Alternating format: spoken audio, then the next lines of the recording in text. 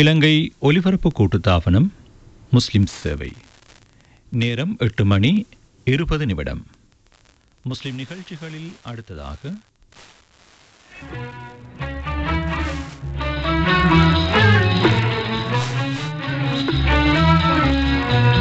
பாரம்பரியம்.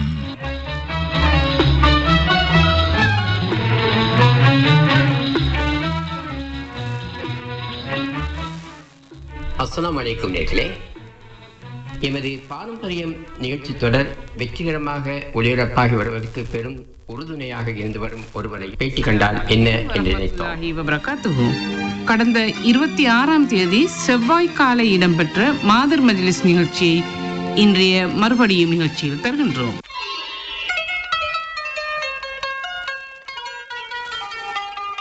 இன்றைய ஹஜ் பெருநாள் விசேட மாதர் மஜ்லிஸ் நிகழ்ச்சியிலே கலந்து அவர் யார் என்று நான் சொல்லாமலேயே எமது பாரம்பரியம் நேர்களுக்கு நன்கு தெரிந்திருக்கும். ஆம் நேர்களே, உங்கள் கணிப்பு சரியே. அவர்தான் இந்த நிகழ்ச்சி தொடரின் தயாரிப்பாளர், முஸ்லிம் சேவையின் இன்றைய பணிப்பாளர் எம்ஜே ஃபாத்திமா ரினூசியா ஜாஃபர் அவர்கள். இவரை இந்த நிகழ்ச்சியில் இப்போது சந்திப்பது மிக பொருத்தமாகும் எனும் எண்ணத்தை அவரிடம் முன்வைத்தோம். இவர் இந்த பாரம்பரியம் நிகழ்ச்சி தொடருக்கு தொடராக தயாரிப்பாளராக பணியாற்றி வருகிறார். இந்த நிகழ்ச்சியை தனது தொழில்நுட்ப ஆற்றலினால் மெருகூட்டி நேயர்கள் மத்தியில் பேசும் நிகழ்ச்சியாக பிரபலப்படுத்தியதில் இவருக்கு நிறைய பங்கிருக்கிறது. நேயர்களாகிய நீங்கள் இந்த நிகழ்ச்சி மிக சிறப்பாக இருக்கிறது என்று சொல்லும் அந்த பாராட்டின் பெரும் பங்கு இவருக்கே சொந்தமாகிறது. இத்தகு ஒருவரை இந்நிகழ்ச்சியில் சந்திப்பது நமது பொறுப்பும் கடமையும் ஆகிறது. நேர்களான உங்களது ஊக்குவிப்போடும் ஆதரவோடும் இன்று நான் சளைக்காமல் இந்த பாரம்பரியம் நிகழ்ச்சி தொடரை நடத்தி கொண்டிருக்கிறேன் என்றால் அதன் முக்கிய காரணக்கர்த்தா இவரே என்பதை இங்கே பதிவு செய்து கூறுகின்றேன். திஹாரியை பிறப்பிடமாக கொண்ட ஃபாத்திமா ரினூசியா ஜாஃபர் அவர்கள் மருமகளான ஜாஃபர் சித்தி ஃபாத்திமா தம்பதியரின் 3 பிள்ளைகளில் 2வது மகளாவார். இவர் கொழும்பு பம்பலப்பிட்டியைச் சேர்ந்த ஜனாப் இம்தியாஸ் அவர்களை திருமணம் செய்து சம்ஹா என்ற மகளுக்கு தயாராகவும் இருக்கிறார். இவரது மூத்த சகோதரி திருமதி ரிஃப்கா அவர்களாவார். இளைய சகோதரர் ஜனாப் ரிஸ்வான் அவர்களாவார். திஹாரிய முஸ்லிம் பாலிகா மகா வித்தியாலயம் தற்போதைய அல் அஸ்ஹர் மத்திய கல்லூரியின் பழைய மாணவி ஆவார். பேராதனை பல்கலைக்கழக பட்டதாரியான ஃபாத்திமா ரினூசியா ஜாஃபர் அவர்கள் தொழில்நுட்பத் துறையில் மட்டுமல்லாது நிர்வாகத் துறையிலும் தேர்ச்சி பெற்ற ஒருவராக திகழ்கின்றமை சிறப்பித்து சொல்லக்கூடிய ஒன்று. 2001ஆம் ஆண்டு முஸ்லிம் சேவையின் தயாரிப்பாளராக நியமனம் பெற்ற இவர் அமைப்பாளர், சிரேஷ்ட அமைப்பாளர் எனும் பதவிகளையும் தனதாக்கிக் கொண்டார். தனது தகைமைகளையும் திறமைகளையும் மட்டுமே கருத்தில் கொண்டு கூட்டுத்தாபனத்தில் பதவி உயர்வு பெற்ற ஒருவர் இவர் என கூட்டுத்தாபன உயர் அதிகாரிகள் சிலாகித்து பேசியிருக்கிறார்கள். 2001ஆம் ஆண்டு முஸ்லிம் சேவையின் 2வது நிரந்தர பெண் தயாரிப்பாளராக இணைந்து கொண்ட இவர் முஸ்லிம் சேவையின் 1வது பெண் பணிப்பாளர் எனும் நாமத்தையும் முஸ்லிம் சேவை வரலாற்றில் தக்க வைத்துக் கொண்டார். உலக இஸ்லாமிய விவகாரங்களிலும் உலக நடப்பு விடயங்களிலும் தன்னை பயிற்றுவித்துக் கொண்டிருப்பதோடு ஒலிபரப்பு துறையின் நவீன நுட்பங்களின் தேடல்களை மேற்கொள்ளும் ஒருவராக இவர் இருப்பதைக் கண்டு நாம் பெருமகிழ்ச்சி அடைகிறோம். இவரது தலைமையில் முஸ்லிம் சேவையை மென்மேலும் பிரகாசிக்க வாழ்த்தி பிரார்த்திக்கின்றோம். இலங்கை வானொலி தனது 100ஆண்டினை எட்டும் இந்த நேரத்தில் இலங்கை வானொலியின் வரலாற்றில் பிணைந்து வளர்ந்து வந்த நமது முஸ்லிம் சேவையின் இன்றைய தலைமைத்துவம் பொறுப்பேற்றிருக்கும் உங்களை சந்தித்து இன்றைய முஸ்லிம் சேவை பற்றி பேசும் வாய்ப்பு தந்த அல்லாஹ்வுக்கு புகழ் அளித்தோம். அஸ்ஸலாமு அலைக்கும் வரஹ்மத்துல்லாஹி வபரகாத்துஹு. ஃபாத்திமா ரினூசியா ஜாஃபர் அவர்களே. வலைக்கும் அஸ்ஸலாம் வரஹ்மத்துல்லாஹி வபரகாத்துஹு. இன்றைய எமது பாரம்பரியம் நிகழ்ச்சி தொடரில் சிறப்பதிதியாக கலந்து கொள்ள வந்திருக்கும் இன்றைய முஸ்லிம் சேவையின் பணிப்பாளரும் எமது பாரம்பரிய நிகழ்ச்சி தயாரிப்பாளருமான சகோதரி ஃபாத்திமா ரினூசியா ஜாஃபர் அவர்களே, இந்த ஒளிபரப்பு துறையில் ஆர்வம் உங்களுக்கு இயல்பாக வந்ததா அல்லது எதிர்பார்த்திராத வாய்ப்பா? பிஸ்மில்லாஹிர் ரஹ்மானிர் ரஹீம். இந்த ஊடகத்துறையில் அல்லது ஒளிபரப்புத்துறையில் ஈடுபட வேண்டும் என்ற எண்ணமோ இலட்சியமோ இருந்ததில்லை. ஆனால் சிறிய வயதிலிருந்தே வானொலியின் தீவிர ரசிகை. வானொலி கேட்கும்போது வானொலி என் கண்முன்னுக்கே இருக்க வேண்டும். வீட்டில் பகுடி பண்ணுவார்கள், ஏதோ டிவி பார்ப்பது போல் வானொலி கேட்கின்றாய் என்று. வாசிப்பு பழக்கமும் இருந்தது. வானொலிக்கோ பத்திரிகைக்கோ ஆக்கங்கள் எழுதியதில்லை. ஆனால் ஒரே ஒரு முறை உயர்தரம் எழுதும் போது ஒரு இன்றைய நேருக்கு பிரதி ஒன்றை எழுதி எனது ஆசிரியராக இருந்த முன்னாள் தேர்தல் ஆணையாளர் முகமது சார் அவர்களிடம் அந்த பிரதியை காட்டினேன். பிரதி நன்றாக இருக்கின்றது, ஆனால் படிக்கின்ற காலத்தில் இவற்றில் ஈடுபட வேண்டாம் என்று ஒரு புத்திமதியையும் சொன்னார். அனுப்பிய ஒரு சில நாட்களிலேயே அந்த பிரதி ஒளிபரப்பானது. அது மட்டும்தான் இருந்தது. வானொலியில் தொடர்ந்து நிகழ்ச்சிகளை கேட்டு வந்தேன். இப்படி இருக்கின்ற காலத்திலே ஏலவல் பரீட்சை எழுதி முடித்துவிட்டு தட்டச்சு வகுப்பு, அப்பொழுது கணனி வகுப்புகள் இல்லை, தட்டச்சு வகுப்பு தான் இருந்தது, அந்த வகுப்பில் சேர்ந்திருந்தேன். முக்கியமாக இந்த இடத்தில் நான் ஒருவரை கட்டாயம் ஞாபகப்படுத்தியே ஆக வேண்டும். எங்கள் ஊரில் இருக்கின்ற கமான் நானா என்பவர், அவர்தான் அந்த சனசமூக நிலையத்தை நடத்தி அதில் அந்த வகுப்பை நடத்தினார். அவர்தான் எமக்கு கொழும்பில் இருக்கின்ற கைத்தொழில் பயிற்சி அதிகார சபை NAB என்ற நிறுவனத்தில் இப்படி ஒரு பயிற்சி நெறி நடக்க இருக்கின்றது என்று சொல்லி எமக்குரிய விண்ணப்பத்தையும் அவரே பூர்த்தி செய்து எல்லாவற்றையும் ஒழுங்குபடுத்தி தந்தார். நாங்கள் எங்கள் ஊரிலிருந்து 4 பேர் அந்த பயிற்சி வகுப்புக்கு சென்றோம். 1 வருட பயிற்சி வகுப்பின் பின்னர் எங்களை ட்ரைனிங் பயிலுனராக ஒவ்வொரு இடங்களுக்கும் அனுப்புவார்கள்.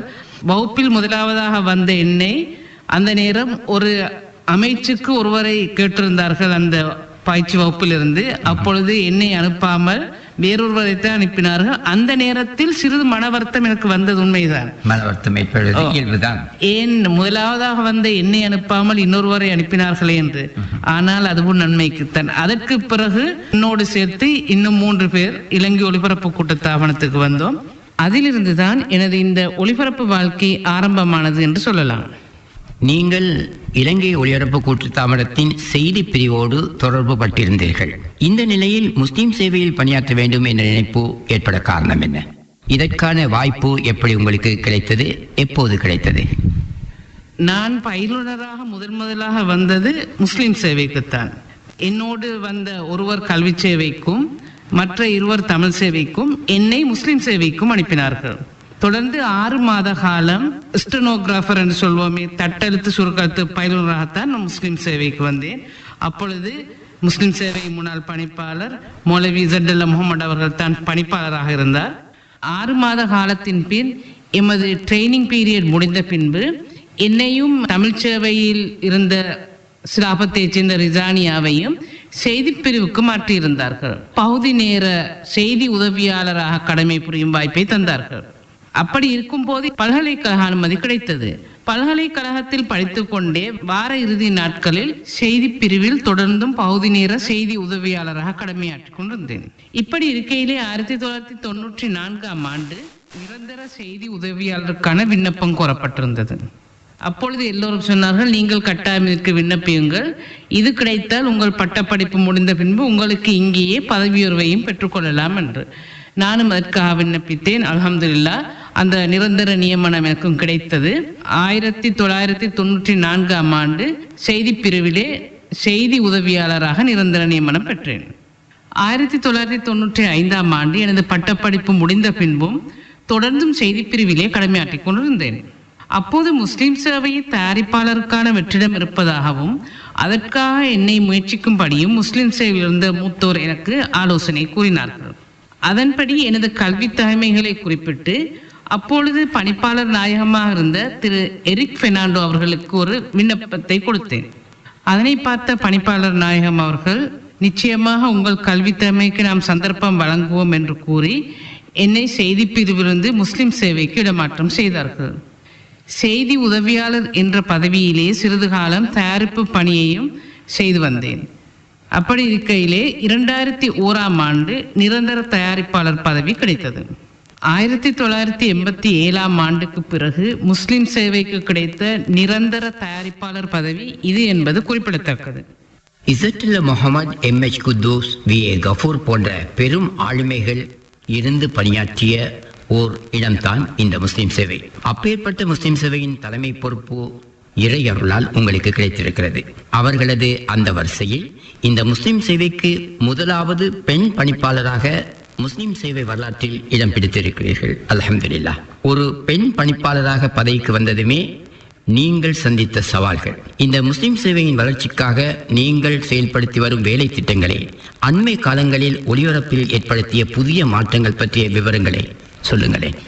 2018ஆம் ஆண்டு அப்போது முஸ்லிம் சேவை பணிப்பாளராக இருந்த அல்ஹாஃபில் SM ஹனீஃபா அவர்கள் ஓய்வு பெற்றதும் தகைமை அனுபவம் ஆகியவற்றின் அடிப்படையில் முன்னிலையில் இருந்த என்னிடம் கூட்டுத்தாபனத்தின் நிர்வாகம் முஸ்லிம் சேவையின் தலைமை பொறுப்பை ஒப்படைத்தது.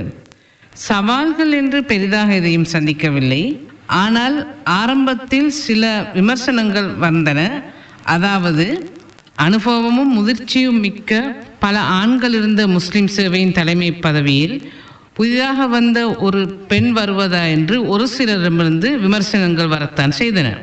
முஸ்லிம் சேவை என்று வரும்போது பள்ளிவாசல்கள் மற்றும் ஏனைய நிறுவனங்களில் நடக்கின்ற நேரடி நிகழ்ச்சிகளுக்கு முஸ்லிம் சேவையின் பணிப்பாளர் போக வேண்டிய தேவைகள் வரும்போது ஒரு பெண்ணால் போக முடியாதே என்ற விமர்சனங்களும் வரத்தான் செய்தன. அதுவும் ஒரு தடையாக இருக்கவில்லை. ஏனென்றால் நான் முஸ்லிம் சேவையின் தலைமை பொறுப்பை ஏற்ற அந்த காலகட்டத்திலே தெய்வலை ஜும்மா பள்ளிவாசலிலே மிஹ்ராஜ் நேரடி நிகழ்ச்சி நடைபெற்றது. அந்த நிகழ்ச்சிக்கு நானும் எமது மற்ற உத்தியோகத்தருடன் நேரடியாக கலந்து கொள்ள சென்றிருந்தேன். அங்கிருந்தவர்கள் அனைவரும் மிகவும் சந்தோஷமாக மகிழ்ச்சியுடன் எங்களை வரவேற்றார்கள். அந்த ஆரம்பமே எனக்கு ஒரு பெரிய உத்வேகத்தையும் உற்சாகத்தையும் தந்தது எனலாம். காலப்போக்கிலே இப்படியான இந்த விமர்சனங்களும் மறைந்து கூட்டுத்தாபனத்திற்கு உள்ளே இருந்தும் சரி வெளியே இருந்தும் சரி பலரதும் ஆதரவும் ஒத்துழைப்பும் கிடைத்தது. இன்றும் கிடைத்து வருகின்றது. அல்ஹம்துலில்லாஹ். முஸ்லிம் சேவையின் வளர்ச்சிக்கு ஆற்றிய புதிய மாற்றங்கள் பற்றி கேட்டீர்கள். உண்மையிலே சொல்லப்போனால் வளர்ச்சி அடைந்த முஸ்லிம் சேவை தான் எமக்கு கிடைத்தது. எமது முன்னோடிகள் இதனை வளர்த்து விட்டுத்தான் சென்றிருக்கின்றார்கள். வளர்த்து சென்ற இந்த முஸ்லிம் சேவையை பாதுகாத்து போஷிப்பதே எமது கடமை. ஆனாலும் காலத்தின் தேவைக்கேற்ப நிகழ்ச்சி நிரல்களிலே சில மாற்றங்களை செய்தோம். சமூகத்துக்கு தேவைப்படுகிற நடைமுறை பிரச்சனைகளை பேசக்கூடிய சில புதிய நிகழ்ச்சிகளை அறிமுகம் செய்தோம். அத்துடன் முக்கியமான மாற்றம் என்று குறிப்பிடும் போது விசேட தினங்களிலே எமது கலைஞர்களை கொண்டு கலையகத்தில் ஒளிப்பதிவு செய்து ஒளிபரப்பாகின்ற நிகழ்ச்சிகளை அவர்களின் மூலமாக வெளியிடத்திலிருந்து நேரடியாக ஒளிபரப்பு செய்யும் ஒரு மாற்றத்தை கொண்டு வந்தோம். உதாரணமாக 2023ஆம் ஆண்டு குர்நாகல் கெக்குனுகொல்ல தேசிய பாடசாலையிலிருந்தும் இந்த வருடம் 2024ஆம் ஆண்டு கலேவல நமடகவத்த அல் ஃபுர்கான் முஸ்லிம் மகாவித்யாலயத்திலிருந்தும் எமது மீலாத் விசேட நிகழ்ச்சியை முழு நாளும் நேரடியாக அங்கிருந்து ஒளிபரப்பு செய்தோம். மாஷா அல்லாஹ், 2 நிகழ்ச்சிகளுமே எமக்கு பாரிய வெற்றியை தந்தது எனலாம். நாம் சென்ற இடங்களெல்லாம் எமது அறிவிப்பாளர்கள், கலைஞர்கள், முஸ்லிம் சேவை உத்தியோகத்தர்களை காண பெருந்திரளான நேயர்கள் திரண்டு வந்திருந்தார்கள். தொலைபேசி மூலமோ முகநூல் வழியாகவோ எம்முடன் தொடர்பு கொள்ள முடியாத சில மூத்த நேயர்கள் மிகவும் கஷ்டப்பட்டு தூர இடங்களிலிருந்து இந்த இடங்களுக்கு வந்து முஸ்லிம் சேவை உத்தியோகத்தர்கள், கலைஞர்கள், அறிவிப்பாளர்களை கண்டு மிகவும் சந்தோஷமாக கதைத்து விட்டு சென்றார்கள். அதிலும் முக்கியமாக 2024ஆம் ஆண்டு கலேவல நமடகவத்தையில் நடந்த அந்த நிகழ்ச்சியின் போது ஒரு வயோதிப பெண்மணி மிகவும் தூர ஒரு இடத்திலிருந்து அதுவும் தன்னந்தனியாக வந்து முழு நாளும் எங்களுடன் இருந்து மிகவும் சந்தோஷமாக அன்றைய பொழுது கழிந்ததாக கூறினார். இவையெல்லாம் உண்மையிலே எமக்கு மிகவும் சந்தோஷமான விடயங்கள். அதே போல மகளிர் தின நிகழ்ச்சிகளையும் வெளியிடங்களிலிருந்து நடத்தினோம். மகளிர் தினம் அன்று கலையகத்தில் இருந்து இடம்பெறுகின்ற நிகழ்ச்சிகளை வெளி இடங்களில் சென்று நடத்தினோம். இந்த மகளிர் தின நிகழ்ச்சியிலே வானொலி நிகழ்ச்சிகளுக்கு அப்பால் சென்று எமது சகோதரிகளுக்கு தேவைப்படுகின்ற முக்கிய தலைப்புகளிலே வளமாளர்களை கொண்டு வந்து நிகழ்ச்சிகளை நடத்தினோம். அந்த நிகழ்ச்சிகளுக்கும் தூர இடங்களிலிருந்து வானொலியில் எமது அறிவிப்பை கேட்டுவிட்டு வந்த சகோதரிகள், உண்மையிலே சகோதரிகள் மட்டுமல்ல நிறைய சகோதரர்களும் இந்த நிகழ்ச்சியிலே கலந்து கொண்டது எமக்கு பாரிய ஒரு வெற்றி என்று கூறலாம். அடுத்த ஒரு முக்கிய நிகழ்ச்சியாக 2021ஆம் ஆண்டு சர்வதேச மகளிர் தினத்தை முன்னிட்டு எமது சகோதரிகளுக்கு மத்தியிலே எழுதக்கூடிய ஆற்றல் உள்ள நிறைய சகோதரிகள் இருக்கின்றார்கள்.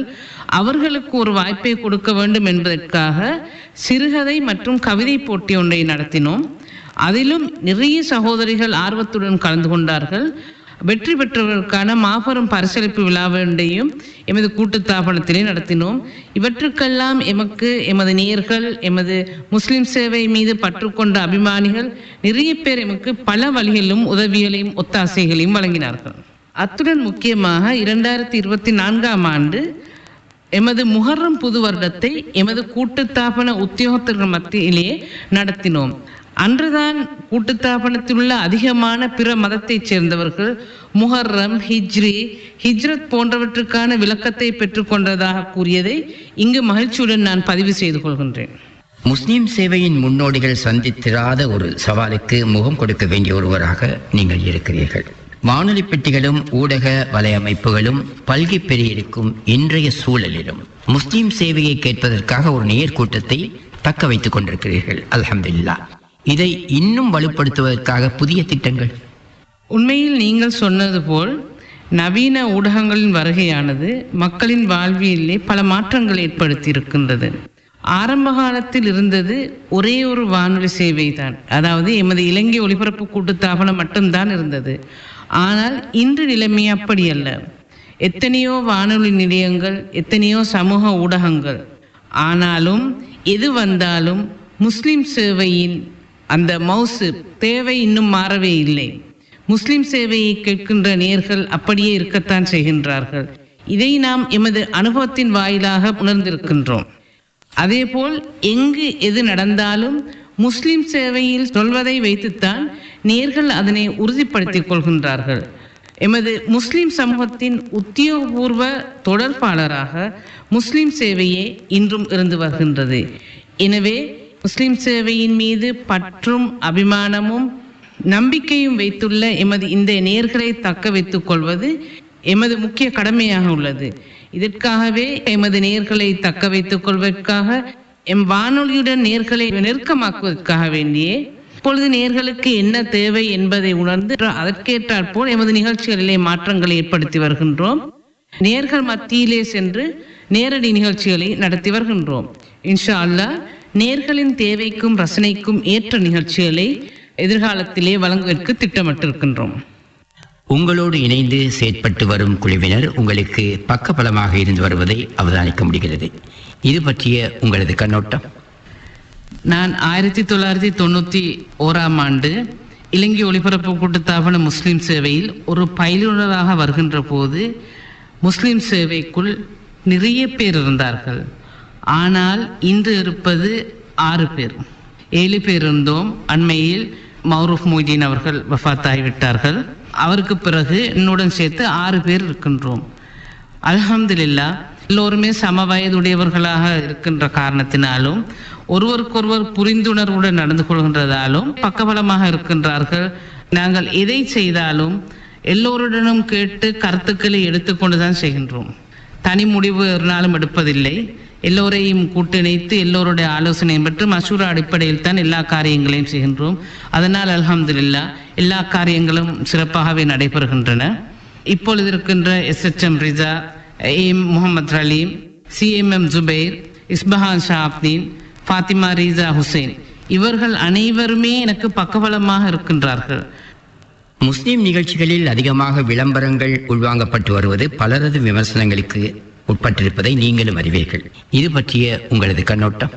உண்மையிலே நேயர்களிடமிருந்து நாங்கள் எதிர்நோக்குகின்ற மிக பெரியதொரு விமர்சனம் முஸ்லிம் சேவையில் விளம்பரங்கள் அதிகமாக ஒளிபரப்பாகின்றதே என்றுதான். ஆனால் இந்த இடத்தில் ஒன்றை கவனிக்க வேண்டும். முஸ்லிம்களுக்கு என்று ஆரம்பத்தில் உருவாக்கப்பட்ட சேவை இரவு 8 மணியிலிருந்து 9 மணி வரை. அன்றிலிருந்து இன்று வரையும் அந்த 1 மணித்தியாலத்துக்குள் எந்தவித விளம்பரங்களும் ஒளிபரப்பாவதில்லை. காலை நேர முஸ்லிம் நிகழ்ச்சி ஆரம்பத்தில் அரை மணித்தியாலமாகவே இருந்தது. அதற்கு பிறகுதான் காலை 8 மணி முதல் 10:30 வரையும் நேரம் நீடிக்கப்பட்டது. இந்த 2.5 மணித்தியாலத்துக்குள் நிகழ்ச்சிகளும் ஒளிபரப்பாக வேண்டும், விளம்பரங்களும் ஒளிபரப்பாக வேண்டும். எமது சந்தைப்படுத்தல் பிரிவுக்கு வருகின்ற விளம்பரங்கள் இந்த கால எல்லைக்குள் தான் ஒளிபரப்பாக வேண்டும் என்று விரும்புகின்றார்கள். எனவே நிகழ்ச்சிகளோடு சேர்த்து விளம்பரங்களையும் அந்த குறிப்பிட்ட நேரத்திற்குள் ஒளிபரப்பாக்க வேண்டும் என்ற நிர்பந்தம் உள்ளது. காலை முஸ்லிம் நிகழ்ச்சிகளாக சன்மார்க்க நிகழ்ச்சிகளையே நீங்கள் அதிகமாக ஒளிபரப்பி வருகிறீர்கள். கலை, இலக்கியம், சிறுகதை, நாடகம் போன்ற பொழுதுபோக்கு நிகழ்ச்சிகளையும் காலை நேர முஸ்லிம் நிகழ்ச்சிகளில் சேர்த்துக் கொள்ளலாமே. காலை நிகழ்ச்சிகளில் அதிகமானவை விளம்பர நிகழ்ச்சிகளாகவே ஒளிபரப்பாகின்றன. எனவே இவை அந்த விளம்பரதாரர்களின் விருப்பத்திற்கு ஏற்பவே வடிவமைக்கப்படுகின்றன. இன்ஷா அல்லாஹ் வரும் காலங்களில் நீங்கள் குறிப்பிட்டது போன்ற நிகழ்ச்சிகளை ஒளிபரப்ப முயற்சி செய்கின்றோம். எமது முஸ்லிம் சேவை இலக்கியம், நாடகம், இசை போன்ற நிகழ்ச்சிகளை ஒளிபரப்பியதில் இலங்கை வானொலி வரலாற்றிலே முத்திரை பதித்திருக்கிறது. பாரம்பரியம் நிகழ்ச்சியில் இது பற்றியெல்லாம் நாம் பேசி பூரித்திருக்கிறோம். இந்நிகழ்ச்சிகளை இன்னும் விரிவுபடுத்துவதற்கான ஏதும் ஆலோசனைகள்? எமது இந்த பாரம்பரிய நிகழ்ச்சி தொடரை தொடராக கேட்டு வந்த நேயர்களுக்கு புரிந்திருக்கும். முஸ்லிம் சேவை கலை இலக்கியத்திற்கு எந்த அளவு பங்களிப்பு செய்திருக்கின்றது என்பதை. இரவு 1 மணித்தியால நிகழ்ச்சிக்குள் ஏராளமான கலை இலக்கிய நிகழ்ச்சிகளை முஸ்லிம் சேவை ஒளிபரப்பி வந்தது. ஆனால் தொடர்ந்து கலைஞர்கள் பற்றாக்குறை, எழுத்தாளர்கள் பற்றாக்குறை இவற்றின் காரணமாக அதிலே ஒரு தொய்வு ஏற்பட்டது என்பதை நாம் மறுக்க முடியாது. இருந்தாலும் இவற்றை திரும்ப நடைமுறைக்கு கொண்டு வர வேண்டும் என்ற ஆசை இருக்கின்றது. இதற்காக சில மூத்த கலைஞர்களோடு கலந்துரையாடல்களை நடத்தி இருக்கின்றோம். அவர்களும் ஒத்துக்கொண்டிருக்கின்றார்கள். இவற்றை செய்வதற்கு இன்ஷா அல்லாஹ் சாத்தியமாகும் என்று நம்புகின்றேன். ஆர்வமிக்க புதிய கலைஞர்களை, எழுத்தாளர்களை உள்வாங்குவதற்கான உங்கள் பணிகள்? ஆரம்ப காலங்களிலே முஸ்லிம் சேவைக்கு மிகச்சிறந்த கலைஞர்கள், எழுத்தாளர்கள் நிறைய பேர் இருந்தார்கள். இதனை நேர்கள் அறிவீர்கள். அதனால் அந்த காலங்களிலே புதிய கலைஞர்களை உள்வாங்குவதற்கான ஒரு தேவைப்பாடு இருக்கவில்லை. திறமையான கலைஞர்கள் பலர் இருந்தார்கள். காலம் செல்ல செல்ல எமது மூத்த கலைஞர்கள் பலர் காலமாகிவிட்டார்கள். பலர் வெளிநாடுகளுக்கு சென்று விட்டார்கள். இதனால் புதிய கலைஞர்களை உள்வாங்குவதற்கான நேர்முக பரீட்சை ஒன்றை நடத்தி அதிலிருந்து சிலரை தெரிவு செய்தோம். அது மட்டுமன்றி அவர்களுக்கு நாடகம் தொடர்பான 3 நாள் பயிற்சி பட்டறை ஒன்றையும் நடத்தினோம். இதை போலவே ஒவ்வொரு சனிக்கிழமை இரவும் 8:25க்கு இஸ்லாமிய கீதங்களை ஒளிபரப்பி வருகின்றோம். இதில் ஒரு வாரம் புதியவர்களுக்கான வாய்ப்பையும் வழங்க உள்ளோம். புதியவர்கள் அவர்களே இசையுடன் கூடிய பாடல்களை ஒளிப்பதிவு செய்து அனுப்பினால் அவை ஒளிபரப்புக்கு தகுதி என்றால் சேர்த்துக் கொள்ளலாம். முக்கியமாக இதில் கவனிக்க வேண்டியது சினிமா மட்டும் தவிர்க்கப்பட வேண்டும். கண்ணியத்துக்குரிய உலமாக்கள், மூத்த கலைஞர்கள், சமூக பற்றாளர்கள், அனுசரணையாளர்கள் என அதிகமானோர் நம் முஸ்லிம் சேவைக்கு பங்களிப்பு வழங்கி வருகிறார்கள். இதனை அடிக்கடி நன்றியுணர்வோடு அவ்வப்போது நீங்களும் கூறி வருகிறீர்கள். எமது பாரம்பரியம் நிகழ்ச்சியின் பதிவுக்காக இது குறித்து நீங்கள் சொல்ல நினைப்பது? உண்மையிலே முஸ்லிம் சேவை என்பது பலரின் கூட்டு முயற்சியினால் வளர்ந்த ஒரு நிறுவனம் என்றால் அது மிகையாகாது. இதில் எமது கண்ணியத்துக்குரிய உலமாக்கள், கல்விமான்கள், கலைஞர்கள், தனவந்தர்கள், முஸ்லிம் சேவை அபிமானிகள், நேயர்கள் இவர்களின் பங்களிப்பு மகத்தானது. உண்மையிலே எமது உலமாக்கள், கலைஞர்கள் கொடுப்பனவுகள் இல்லாத நிலையிலும் கூட நாம் எந்த நேரத்தில் அழைப்பு விடுத்தாலும் தரமான நிகழ்ச்சிகளை செய்து தருகின்றார்கள். முக்கியமாக நான் இந்த முஸ்லிம் சேவையின் தலைமை பொறுப்பை ஏற்ற பின்பும் இவர்கள் வழங்கி வரும் ஆதரவுக்கும் ஒத்துழைப்புக்கும் என்றும் நன்றி சொல்ல கடமைப்பட்டிருக்கின்றேன். மற்றது எமது அன்பு நேயர்கள், சமூக ஆர்வலர்கள், இவர்கள் எம்மீது காட்டும் ஆதரவும் அன்பும் அளப்பரியது. முஸ்லிம் சேவையின் செயற்பாடுகளுக்கு இவர்கள் தாமாகவே முன்வந்து சகல தேவைகளையும் பூர்த்தி செய்து தருகின்றார்கள்.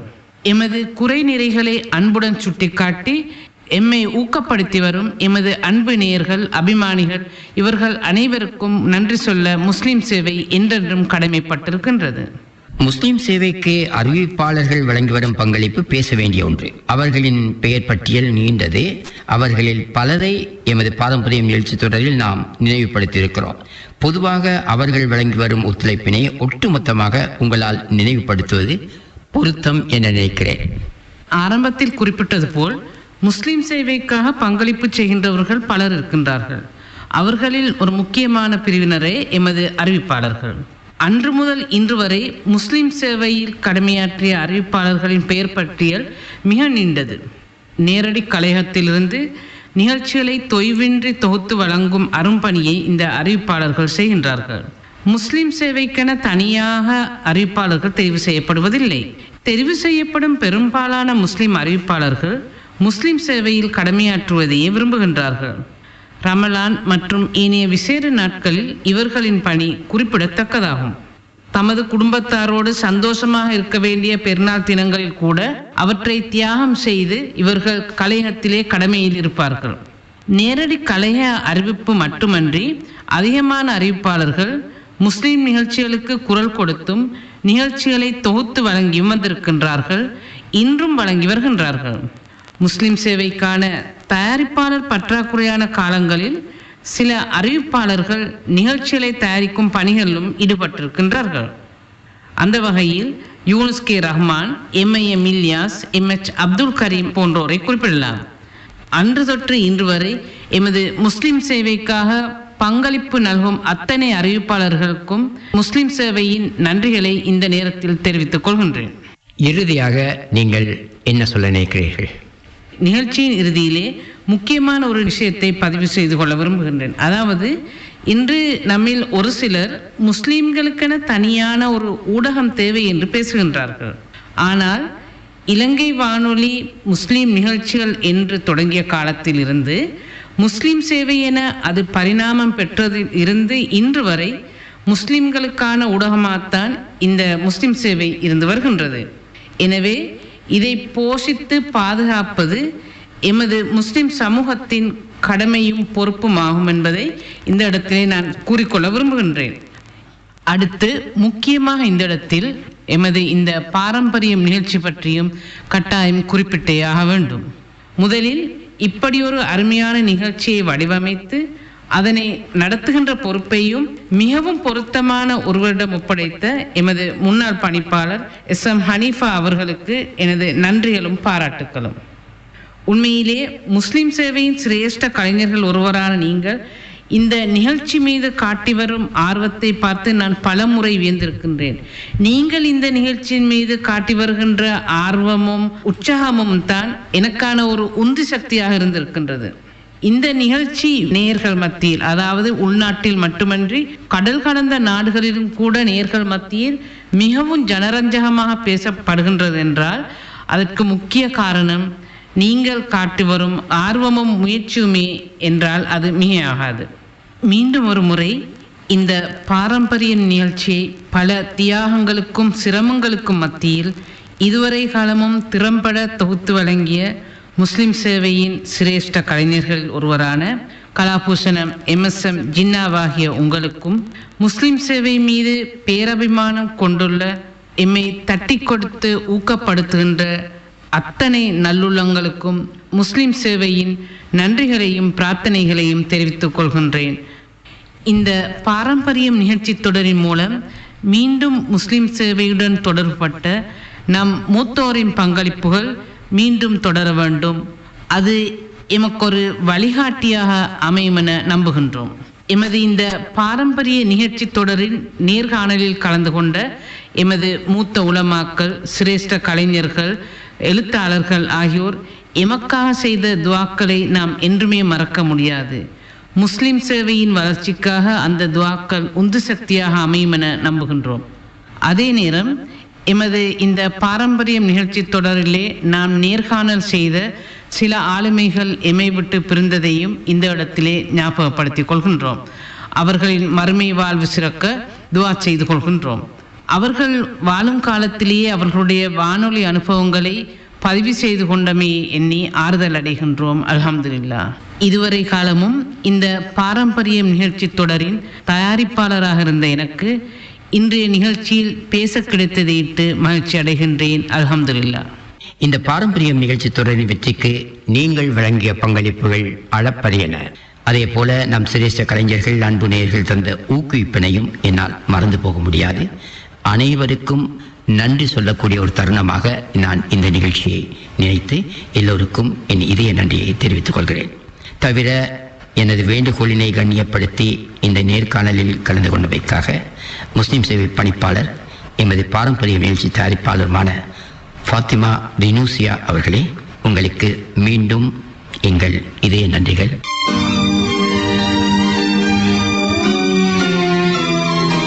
இன்ஷா அல்லாஹ் மறுபடியும் சந்திப்போம். சலாம் கூறி விடைபெறுபவர் MJ ஃபாத்திமா ரினூசியா. அஸ்ஸலாமு அலைக்கும் வரஹ்மத்துல்லாஹி வபரகாத்துஹு. இன்றைய நிகழ்ச்சியில் ஒரு மகிழ்ச்சி நிறைந்த தகவல் ஒன்றினை நேயர்களுக்கு அறிய தருவதில் நாம் இரட்டிப்பு மகிழ்ச்சி அடைகிறோம். இலங்கை ஒலிபரப்பு வரலாற்றில் சிறு துளியாக தோன்றி பின்னர் சமுத்திரமாக பிரவாகம் எடுத்த முஸ்லிம் சேவைக்கு பங்களிப்பு செய்தோர் பலர்.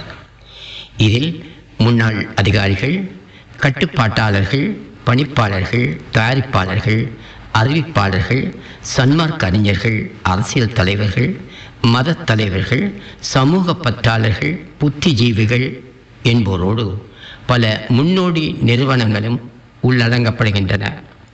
இது பற்றியெல்லாம் எமது பாரம்பரியம் நிகழ்ச்சி தொடரில் நாம் நினைவு கூர்ந்தோம். நம் முன்னோடிகளின் பங்களிப்புகளை மதித்து போற்றி கண்ணியப்படுத்தி அவர்களை இன்றைய நாளைய தலைமுறைக்கு அடையாளப்படுத்தும் உன்னத கடமையை உணர்ந்து முஸ்லிம் சேவை வடிவமைத்து ஒளிபரப்பி வந்த நிகழ்ச்சியே இந்த பாரம்பரியம் நிகழ்ச்சி தொடர். இந்நிகழ்ச்சியை தொடர்ந்து நடாத்தும் சந்தர்ப்பம் இப்போதைய பணிப்பாளர் சகோதரி MJ ஃபாத்திமா ரினோசியா அவர்களால் எனக்கு தரப்பட்டது. இந்த சந்தர்ப்பத்தில் அவருக்கும் என்னோடு கைகோர்த்த தயாரிப்பாளர்களான SHM Riza, CMM Jubair, AM Mohamed Aleem, Isphahan Shabdeen, Fathima Riza Hussain ஆகியோருக்கும் எனது இதய நன்றிகள். இந்நிகழ்ச்சியின் ஜனரஞ்சகத்துக்கு துணை நின்ற தினகரன் உட்பட அனைத்து பத்திரிகைகளுக்கும், இன்னும் முகநூல் வாயிலாக எமது நிகழ்ச்சியை பிரபலப்படுத்திய சிரேஷ்ட ஒளிபரப்பாளர் அல்ஹாஜ் மாஹதி ஹசன் இப்ராஹிம், கவிஞர் வாழைத்தோட்டம் பசீர், கலைஞர் நிந்தவூர் உசனா சலீம், நஜ்முல் ஹுசைன் ஆகியோரையும் எம்மால் மறக்க முடியாது. குரல் வழியாக மட்டுமே பதிவாகிய எமது நேர்காணல் அச்சிலும் வெளியாக ஆசைப்பட்டோம்.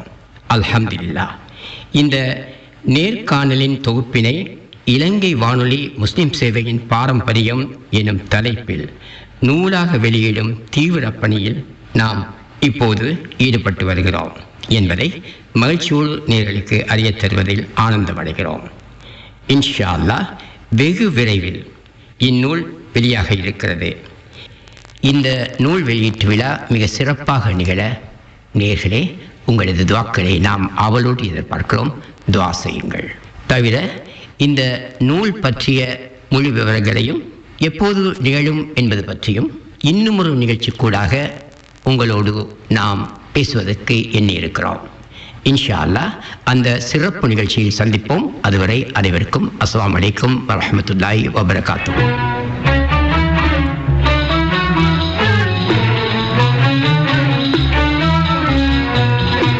பாரம்பரியம் சந்தித்தவர் கலைஞர் கலாபூஷணம் MSM ஜின்னா.